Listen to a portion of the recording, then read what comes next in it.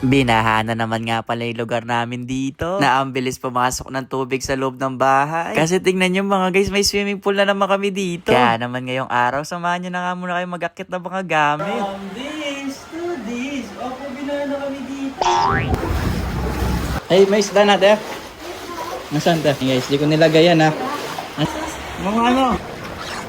Sobrang lakas nga ng ulan ngayon dito sa amin. Nakapag ganito kalakas yung ulan mga guys. Maaga na nga nag-aayos si mama. Kasi panigurado nga papasok na naman nga yung tubig dito sa bahay. Na ilang araw na nga sunod-sunod yung ulan. Na sobrang lakas din. Na walang tigil. Nako mga guys, kung di talaga titigil tong gamamayang gabi, tuluyan na talagang papasok yung tubig. Lalo yung mga kanal nga namin dito sa Gedli na puno na. Kaya naman habang hindi pa nga tuluyan pumapasok yung tubig, nilaas na nga namin yung mga ref ni mama dito sa tindahan. Na kailangan nating masalba to. Kasi sobrang importante na to kay mama. Lalo na tong mga yelo no mga guys. Shoot! Dahil tinanggal ko lang yung mga yelo dyan. Kasi para nga hindi masyado mabigat nga tong ref kapag inangat. Na sobrang lamig nga sa kamay nito. Pero alam nyo mga guys, kahit sobrang lamig ngayon dito, may mga bumibili pa rin ng yelo kay mama. Oh. Kaya ako naghanap kayo ng yelo dyan. Eto, meron pa kaming yelo dito mga guys. Shoot! Pero seryoso, kada taon na lang yata kayong binabaha dito. Na medyo mahirap din kasi kung ipapatambak tong buong bahay. Dati tinry nga namin tong ipaayos. Kaso nagsitaasan nga ni mga daan. Kaya talaga kapag bumabagyo na dito sa amin, tulong-tulong na lang kami sa pangapag-akit ng gamit. Na lumabas na muna pala ako dyan ng bahay. Kasi si mama nagpapabili ng pandesal. Opo, nag-crave pa ng pandesal kahit umuulan na.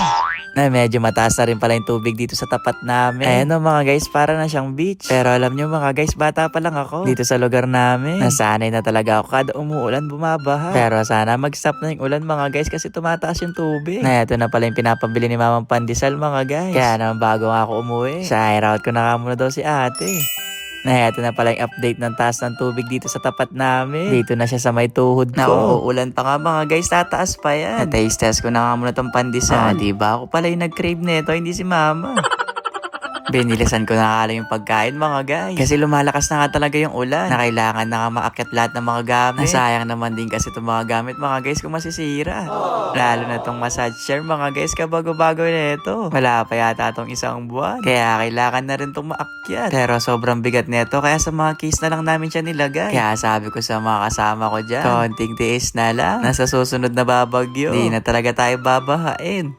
Nasa totoo lang din kasi talaga mga guys. Sobrang hirap kapag pumapasok na yung tubig dito sa loob. Sobrang hassle na iakyat yung mga gamit. Na mas mahirap pa nga dati. Kasi nung time nga na yun, hindi pa gawa yung bubungan. Kaya konting ulan may tumutulo. Kaya dito sa bahay nun, kada sulok may kaldero. O yung bang pangsapo ng tubig. Pero ngayon mga guys, hindi na kaya sapuin to. Lalo sobrang dami nga ng tubig na nakapasok. Nabigla nga ako tinawag dyan. Na may mga nakapasok na daw na isda. Na di ko nilagay yan mga guys ha.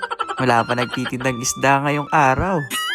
Kaya imposible kong malagay dyan yan. Na tinatry nga namin huliin yung isda. Para nga sana may pang-ulam. Kaso sobrang liksi nga niya. Kaya sabi ko kay ate, hayaan niya na muna. Ako na manghuli dyan mamaya.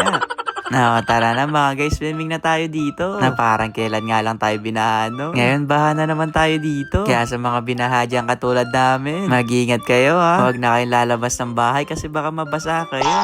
Ay, parang hindi ka nabasa dyan sa loob, chow. Dahil hinahanap ko dyan yung bota ko. Na di ko na kasi alam kung saan nalagay yun. Pero eto mga guys, nakita ko na. Kaya naman sinuot ko na nga itong may bagang bota. Para ma-house tour ko nga kayo dito sa bahay. Ay, chow, tanong house tour. From this to this. Opo, binahan na kami dito. Guys, na kami dito. Hi, guys. Ang lakas pa ng kidlat to. Alos isang oras nga lang kami nag-akit ng gamit. Nabuti na lang bago nga pumasok yung tubig. Naakit naman lahat namin yung mga gamit. Kaya naman i-update ko na lang siguro kayo bukas sa mga guys. Kung ano pa ba yung mga mangyari dito sa loob ng bahay. Pero sana tumigil na yung bagyo. Kasi parang lumalakas pa nga siya ngayon. Sige na mga guys, hanggang dito na lang ha. Basta ayun lang. Bye-bye!